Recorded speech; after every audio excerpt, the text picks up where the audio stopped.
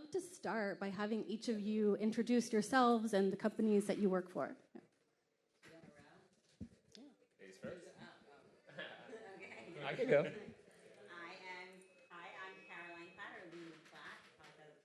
I'm one of the co-founders of Flowcarbon, and Flowcarbon is building a digital infrastructure for the buying and selling of carbon offsets, in addition to a bunch of other stuff that we do. So we're leveraging blockchain to do some direct investment in projects, and ideally and eventually to enable the buying and selling of carbon credits directly in an open and transparent marketplace. Might need to turn the mic off. Thank you. Well, I project. I tend to project. Yeah, you're doing a good job. But here we go. Might have the same problem on that one. I'll go next. My name is Carlos Arena. I am a director for the digital asset team at Google. It's a team that was created about 15 months ago. At the same time, we have been working with Web3 companies for many, many years. We just consolidated different efforts in different verticals, geographies, primarily to respond to the specific needs of Web3 companies. And what's really, really cool is based on those requirements, we're actually deploying specific solutions into our console. So we're adding additional capabilities on cloud to deploy nodes, to manage data. And we're also talking the talk by being active participants in many of these networks, by becoming validators, by being part of their ecosystems, providing credits. So we're very, very focused on the Web3 and what Google can provide. All right.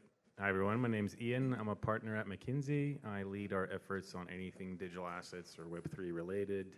And so as part of that, my job is really to talk to a lot of the enterprises, legacy businesses, think of your big banks, payment companies and the like, but also increasingly some tech companies, media businesses, music businesses, all trying to wrap their head around what is Web3, what do I do about it, and what type of products can I launch?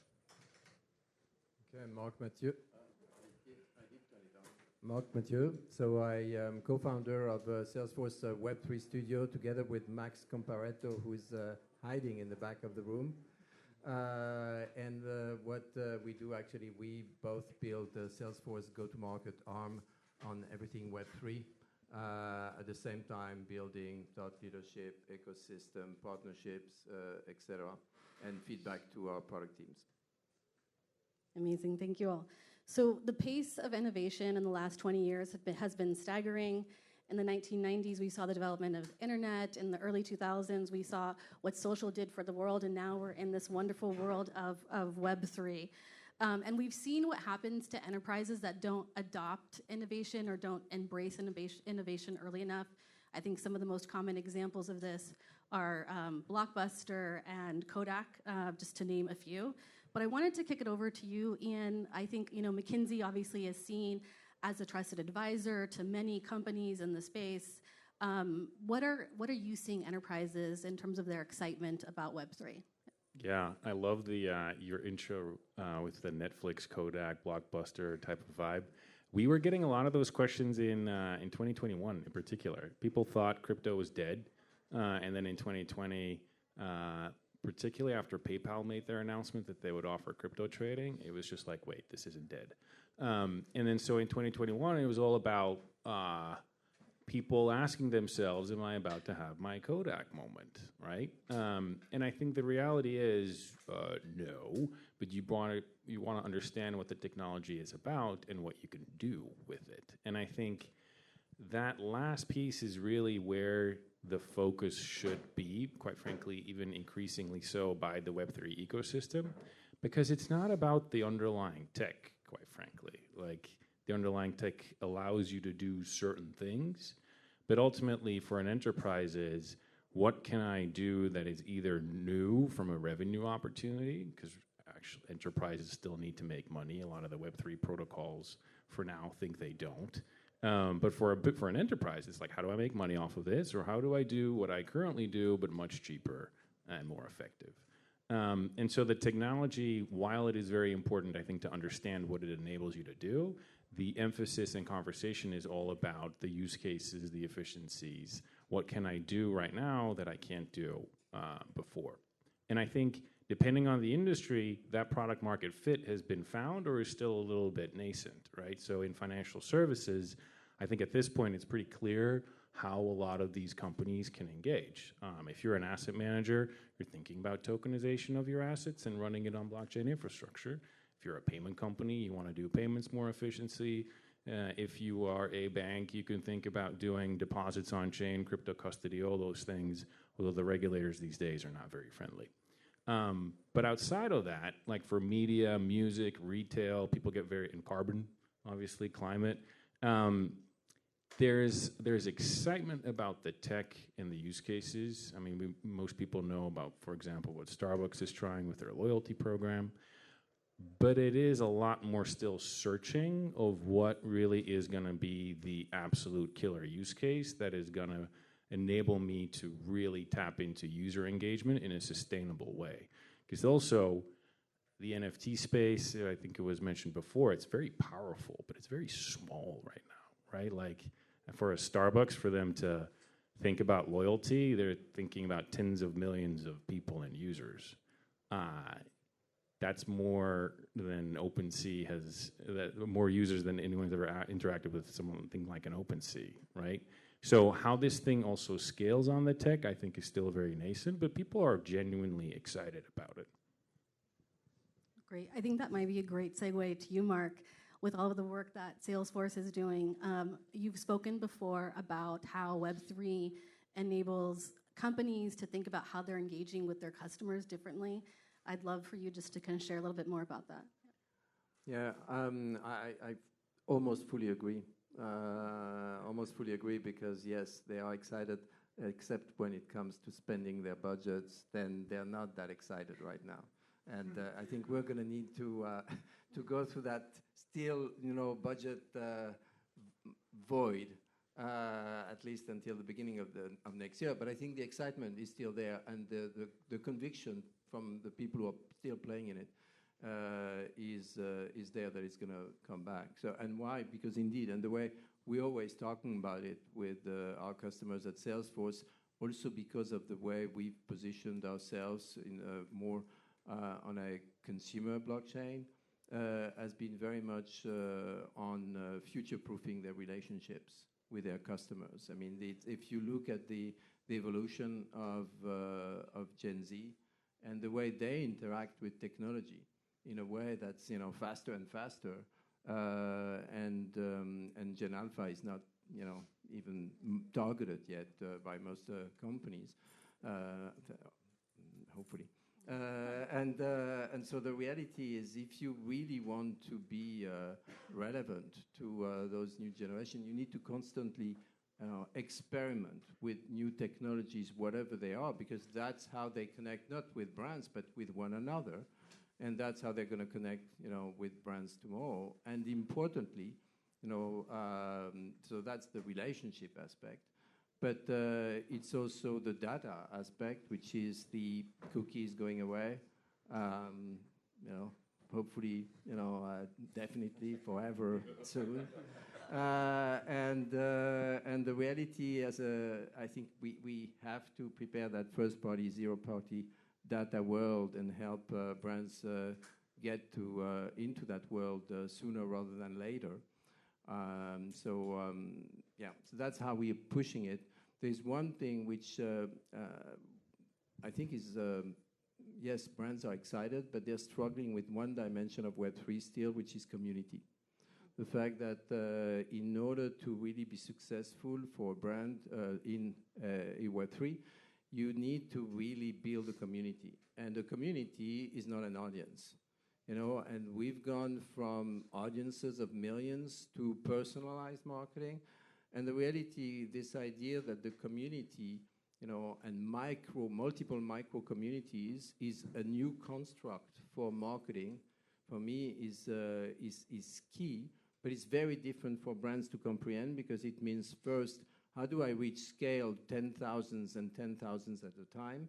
And second, communities want to collaborate, co-innovate, but also co-benefit. And that's where the swoosh, for instance, is interesting because, for the first time they involve the community and, give them rewards. But it's a difficult world for the marketers, for the corporations, especially when they talk with their head of finance or head of IP, of legal. Very good points. Carlos, Google had a big announcement this week. Can you share more about what that was? Yeah, we have become an announcement in regards to the work that we're doing with Web3 startups and the ecosystems and how we're looking to work with those ecosystems and help them flourish. We are all aware about, cloud credits, but that wasn't necessarily the purpose of that. The purpose was to actually join forces with different protocols, different, companies, for us to actually align what they want to get out of that ecosystem. So in some cases, like early preview of code, it's and tech, assessment. In some other cases, it's actually to align specific grants that you bring in a grant from one of the foundations, but also you can bring in cloud credits. That's what we're doing with Celo. Access to events, communities, etc. But the important point there is not necessarily on our side, just pushing those credits. It's both sides. And we're looking to increase the number of participants and to align and funnel those that come to Google that can actually go into Web3. Something that I don't think we have discussed too much today is that, Web3 developers are, they're great. They know the tech. They're super excited. But not necessarily the Web2 developers. And the ecosystem of Web2 developers is way, way, way greater than what we have for Web3. So how do we bring them in? And some of the stuff that we have been working is to try to simplify as much as possible the deployment of any app, any protocol. And by tools and also just making it easier. Some people say, technology is already taken care of. And also I heard it's really, really difficult to deploy a dApp. And those both things were said today. So it depends on who you are, how technical you are. And the reality is that we have yet to get Web2 developers to come into Web3 because they think it's too complex. They need to learn a new language. They don't even know which protocol to use. There's like plenty of protocols to actually go after. So anyways, our point is to try to make it as easy as possible for whoever, Web3 or Web2 developer, and remove some of the complexities as to just infrastructure. Forget about that. Focus on the value proposition. Focus on the app itself, not all the different layers from infrastructure to which protocol, which to layer 2 protocol or level 3, smart contract, and then the application itself. So just how do you simplify that? Yeah, I think that's such a key point. And what you said about like the developer ecosystem in Web2, Google's obviously been a big player there. And I think the work that you're doing to bridge that gap is great. Very much similar to the work Salesforce is doing as well with this concept of like CRM, right? How do you make it easy for people to interact with a smart contract and push out that smart contract to their audience, right? In a way that consumers are able to interact with Web3 and they don't even know. So I think those are great themes. Lini, how about Flowcarbon? Yeah. I mean, I think our user base is slightly smaller right now, I would say, than Salesforce and Google. But this is a theme that comes up really at every conference that we're at, and which is on-ramping more and more people. That was going really well when we first entered the scene. Then obviously the new crypto winter slowed things down a bit. But I think as somebody who isn't a developer, a Web3 developer, much like smartphone technology and apps, for an end user, you just want the most seamless experience. And I think when brands find a use case for blockchain that just makes the end user experience better, more people will be engaging with blockchain without even knowing it. Like that's when you're at critical mass, and really not before that. We chose to build Flowcarbon on blockchain. Flowcarbon didn't start as a blockchain company. It started as a carbon company. And the reason why we chose crypto or blockchain and Web3 as the rails for our digital infrastructure is because we thought it had some key benefits: immutability, transparency, and interoperability. So you can do things like build in carbon offsetting to other protocols and other activities. You can have this immutable ledger of what a carbon credit was and where it's been, so where did it come from and who's touched it before, which are fundamental problems to the carbon market that we thought could be best solved with blockchain technology. in my opinion and in our view, eventually and at scale, whoever is buying a carbon credit or a token that represents a carbon credit, there should be a Web2 feeling interface. Like, you don't have to know that you're on blockchain versus any other type of tech stack to be engaging, and that would be scale. Very good. So we've talked a lot about the benefits. I wanted to make sure that we balance the conversation and talk a little bit about the challenges as well that we're seeing. Market conditions and recent headlines. How has that impacted, from an enterprise perspective, their perceptions of blockchain and embracing this technology? I can start at Google. At Google, first of all, the creation of the team was interesting in the sense that it helped us coordinate multiple companies within Google. So it impacts YouTube, Pay, Chrome, Cloud, and all those different companies and silos, which are massive, we're not necessarily talking to each other. And suddenly, here comes blockchain, here comes actual a digital asset that actually applies to all. And it's for the first time, I think, and I wouldn't say that we're completely aligned. At the same time, we're all aiming for that goal, and there's a specific cadence for us to align into that.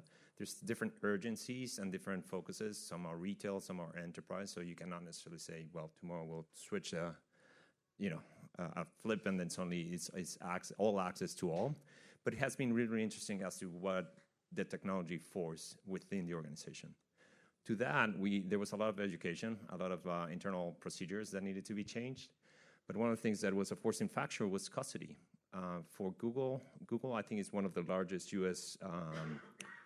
Traded companies that has crypto balances, crypto assets in their balance sheet. And that was because we were actively participating in many of these networks, and we were getting rewards out of those. And then we needed to have an institutional wallet for us to hold those rewards, which in many cases were reinvested to do additional things within that. But that was a cultural change that happened within our organization to actually have a wallet for all Google that is a corporate and governed wallet, and it's not necessarily a developer in their garage on their own doing it by themselves. So that was a big change. It required a lot of education, compliance, tax, et cetera. But we're really, really proud to walk the walk of our customers and understand what they need by us using their products and services. I'm happy to go next. If you read the news articles these days, you would think that crypto's dead again or very soon about to die. And that's not my experience whatsoever. I think a lot has changed in the past year. Macro's very different. The scandals didn't help, particularly FTX. That was really bad. But I think when you dig a level deeper just for overall enterprise adoption, people didn't stop building or trying to understand the technology. Quite frankly, it's almost the opposite. During the bull market, no one wanted to join the boring enterprise, right? Like, these guys could not hire talent for Web3 because everyone wanted to do the shiny new thing.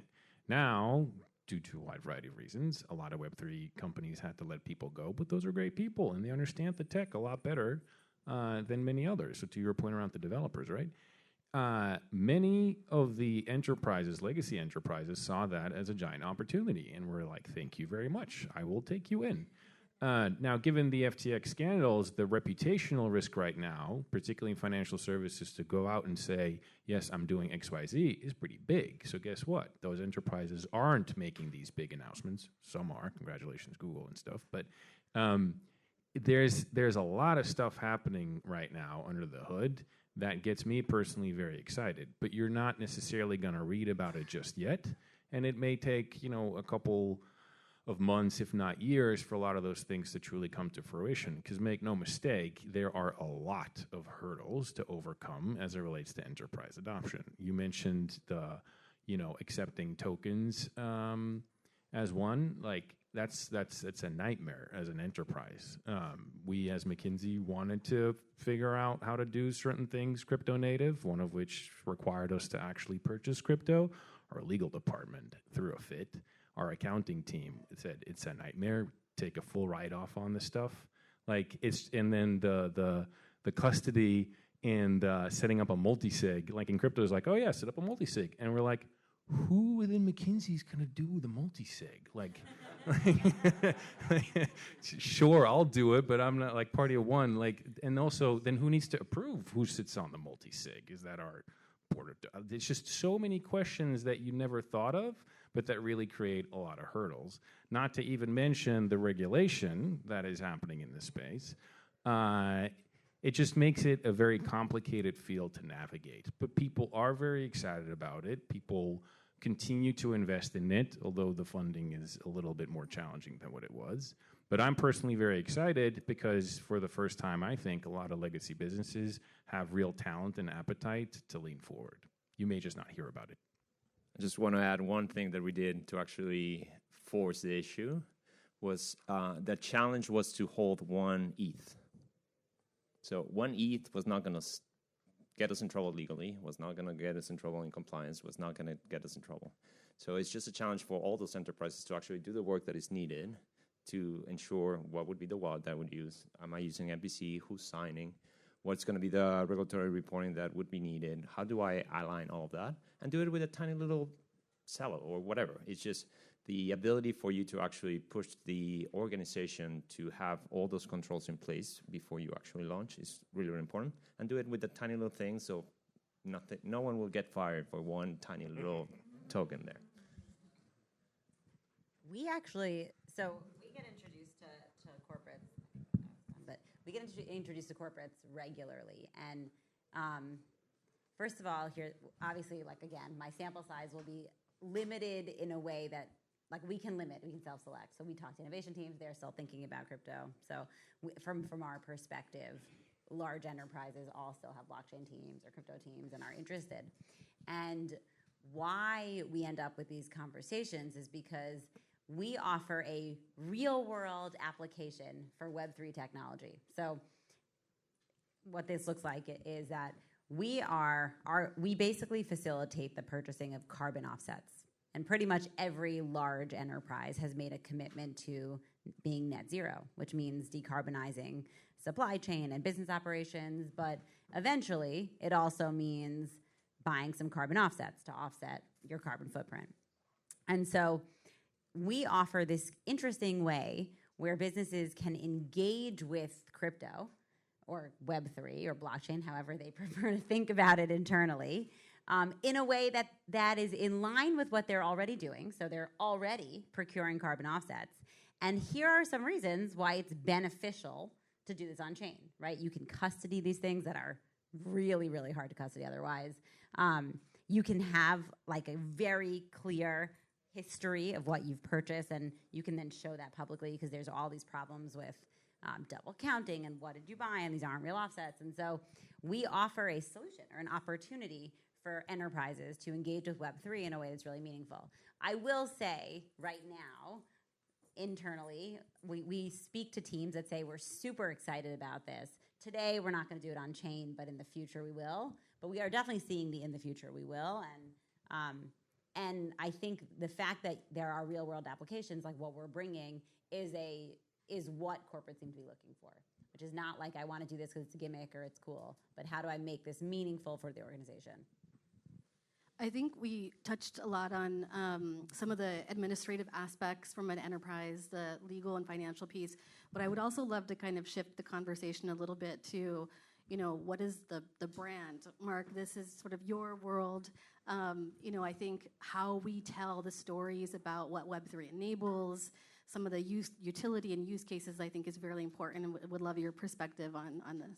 Yeah, I think unfortunately Web3 just had a very bad advertising campaign, which is, everybody can be rich and famous real fast. And that was the ad campaign that the NFTs basically, and the people who embrace it, made for crypto, Web3, NFT, all of the above. And unfortunately, number one, that's not a sustainable promise. And on top of it, it didn't work, it didn't scale, and it fell on its head.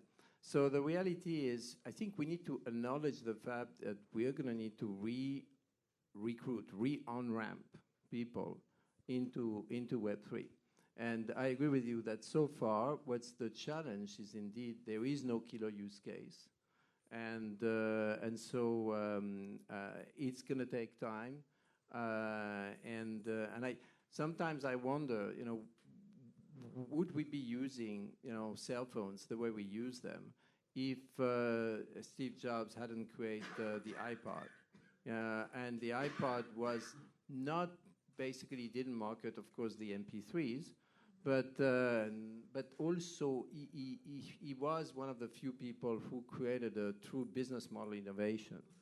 And I think in order for Web3 to really emerge, it's going to need to think about killer use cases that may come from business model innovations, not just from individual pods, and it might actually include Web3 and generative AI.